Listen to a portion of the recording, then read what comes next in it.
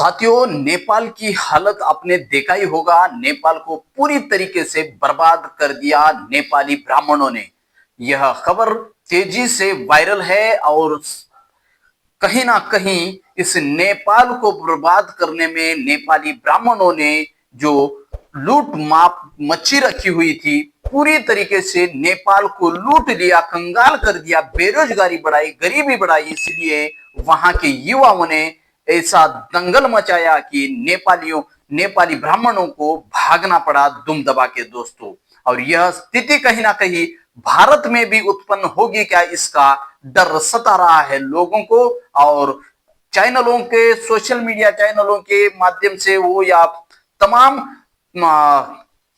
News चैनलों की headline में छपा हुआ है कि भारत की भी स्थिति ऐसे ही होगी क्या दोस्तों। आइए हम बात करते हैं आगे।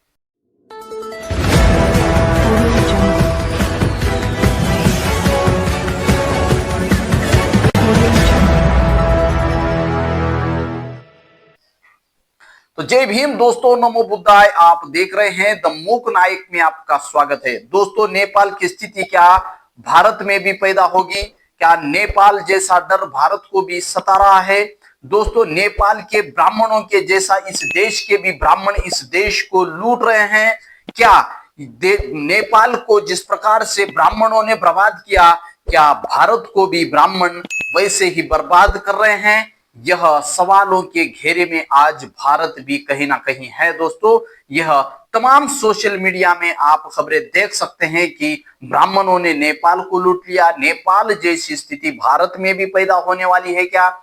यह सारे तमाम सवालों पर हम आज बात करने वाले हैं दोस्तों। तो अंत तक बने रहिए, वीडियो को स्किप ना करें। हो सके तो एक प्यारा सा लाइक और कमेंट करें और जाते जाते चैनल को सब्सक्राइब करके जरूर जाना। ऐसे ही वीडियो हम आप तक पहुंचाते रहेंगे दोस्तों। तो आइए हम बात करते हैं नेपाल में जो स्थिति पैदा हुई है। नेपाल के लोगों ने यानी युवाओं ने, जो यंग जनरेशन है, उन्हें उनके जिंदगी में कैसे अंधेरा लाया जा रहा है, उनको कैसे बर्बाद किया जा रहा है, उनके जो हक अधिकार छीने जा रहे हैं, उस पर कैसे उन्होंने यह एक बड़ी क्रांति खड़ी की है दोस्तों। यह सिर्फ 15 से 25 साल के बीच के लड़कों ने ही ये पूरा तमाम तख्ता पलट दिया और नेपाल के राजनीति को पलट दिया दोस्तों। यह बहुत बड़ी दुनिया में पहली खबर ऐसी है कि ये कम से कम उम्र के लोगों ने यानी युवाओं ने पूरे देश को पलट दिया दोस्तों। ये ऐसे भ्रष्टाचारी नेताओं के खिलाफ, भ्रष्टाचारी ब्राह्मणों के खिलाफ यह दंगल छेड़ी हुई थी दोस्तों। यह आम साधारण सी बात नहीं है कि पूरे तमाम देश के राजनेताओं के खिलाफ, जो भ्रष्टाचारी राजनेता यानी भ्रष्टाचारी ब्राह्मणों के खिलाफ यह दंगल छिड़ी हुई थी दोस्तों। और तमाम नेपाल में जैसे आग भड़की है, आपने पिछले दिनों में देखा ही है कि नेपाल की स्थिति कैसे हो गई है। और नेपाल में जिस प्रकार से अफवाहें फैला गई थी कि जो सोशल मीडिया का माध्यम बंद कर दिया गया था, फेसबुक, ट्विटर, यूट्यूब, इंस्टाग्राम जैसे ये ऐप बंद करने से हो गया। लेकिन दरअसल असली खबर तो यह थी कि असली वजह यह थी कि वहां के ब्राह्मणों ने उस देश को लूटा है, वहां के ब्राह्मणों ने इस देश को कंगाल कर दिया है। वहां के ब्राह्मणों ने इस देश में जिस प्रकार से लूट माप मचा रखी थी, भ्रष्टाचार का पराकाष्ठा उन्होंने किया था कि जिस प्रकार से वहां के तमाम ज्यादा से ज्यादा लोगों को, जैसे कि भारत में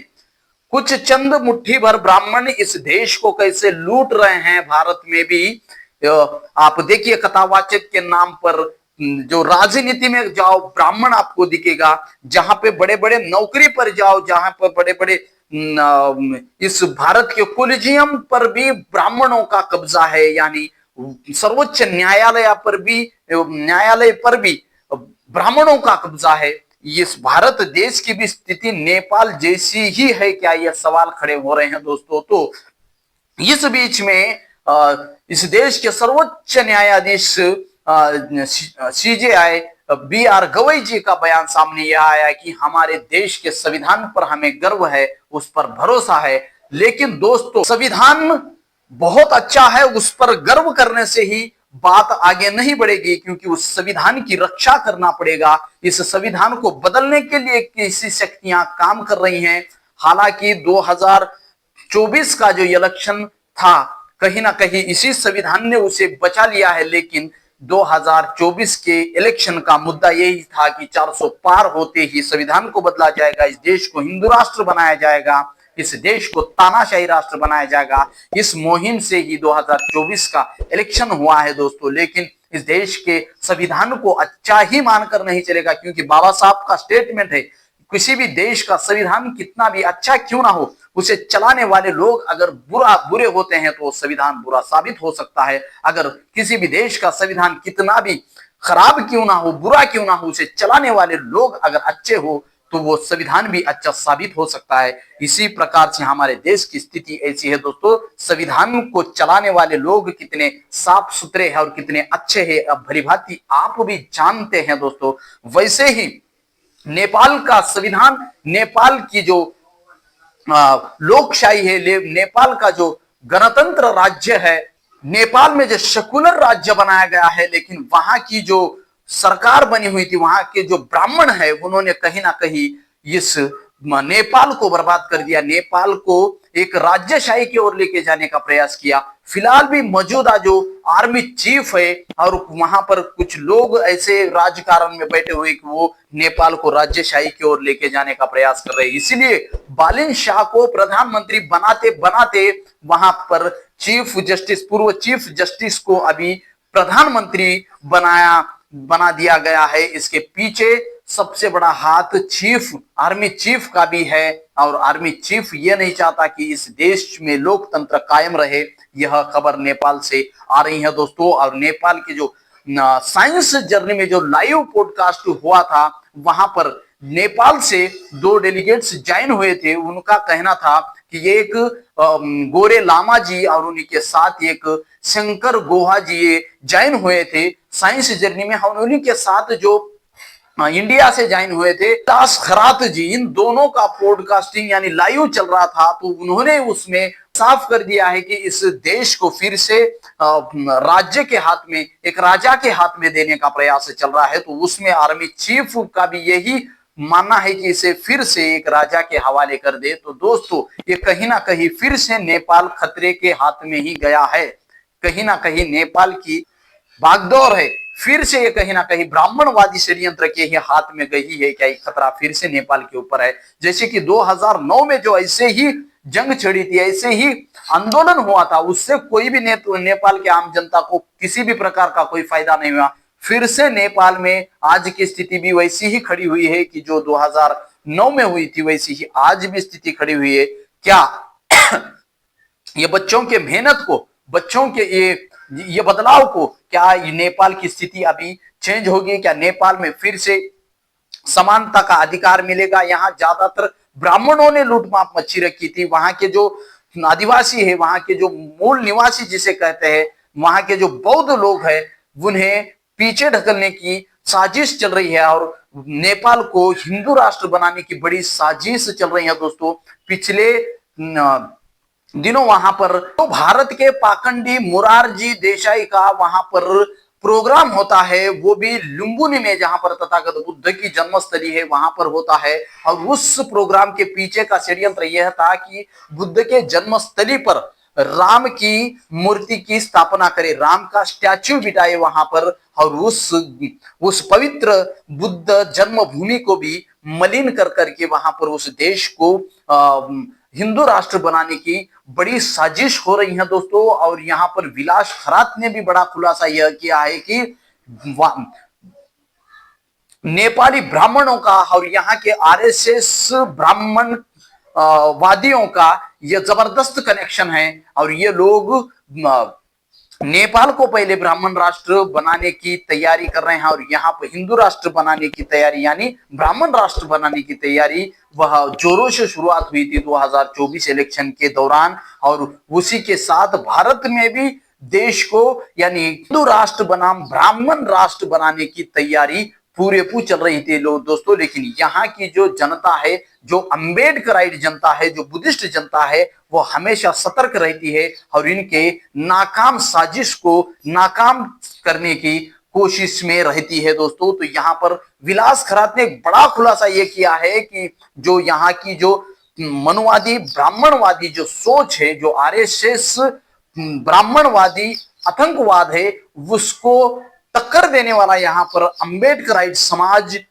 हमेशा तत्पर रहता है। इसलिए इनके मंसूबे कामयाब नहीं होते हैं। तो इन्होंने नेपाल के वहां के ब्राह्मणों को सजेस्ट किया है कि वहां पर हिंदू राष्ट्र हो सकता है, क्योंकि यहाँ पर अंबेडकरवादी लोग जो है और तर्कवादी लोग जो है यहाँ पर जल्दी ही ये एक्शन में आते हैं। तो यहाँ पर ये बात नहीं बनेगी, लेकिन नेपाल को हिंदू राष्ट्र आप बना सकते हो, ऐसी बातचीत हो गई। ऐसा यह साइंस जर्नी में विलास खरात का बड़ा खुलासा हुआ है दोस्तों। उन्होंने बेझिझक बिना डरे ये बात रखी दोस्तों। और वहां के जो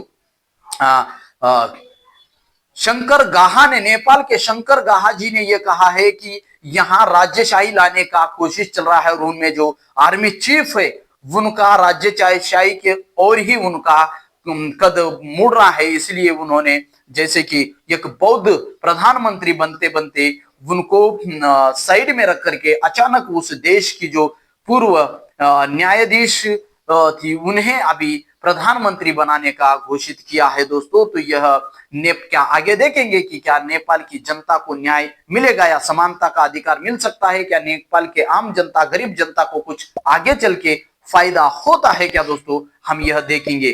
क्या फिर आगे यह भी देखेंगे कि क्या ऐसा ही डर भारत को सता रहा है? तो इसके ऊपर भारत की न्याय व्यवस्था, भारत की राजनीति इस पर क्या सोचती है और कैसे यहाँ के गरीब लोगों को भी रोजगार देने का काम करती है? क्या भारत सरकार भी, भारत में भी सबसे ज्यादा अभी रोजगार सता रहा है, बेरोजगारी सता रही है, भारत में भी गरीबी सता रही है। क्या नेपाल के जैसी स्थिति भारत के लोगों की भी दिमाग में आएगी क्या? और यह आगे चल के ऐसा ही डर नेपाल का सताएगा क्या? यह भारत के सामने भी बड़ी चुनौती है दोस्तों, क्योंकि यहाँ पर भी चंद लोग, मुट्ठी भर लोग इस भारत को कंगाल करने में लगे हुए हैं। यहाँ पर कथावाचक के नाम पर लोगों को लूटा जा रहा है, ठगा जा रहा है।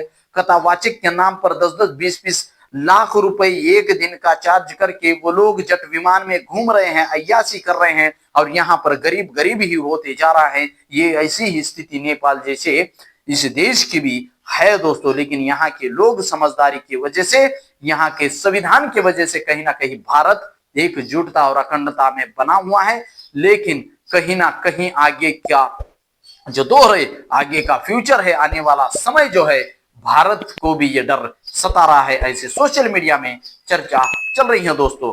तो ऐसे ही वीडियो के लिए बने रहिए द मूक नायक के साथ। इस सत्य के सफर में द मूक नायक आपकी आवाज बनेगा।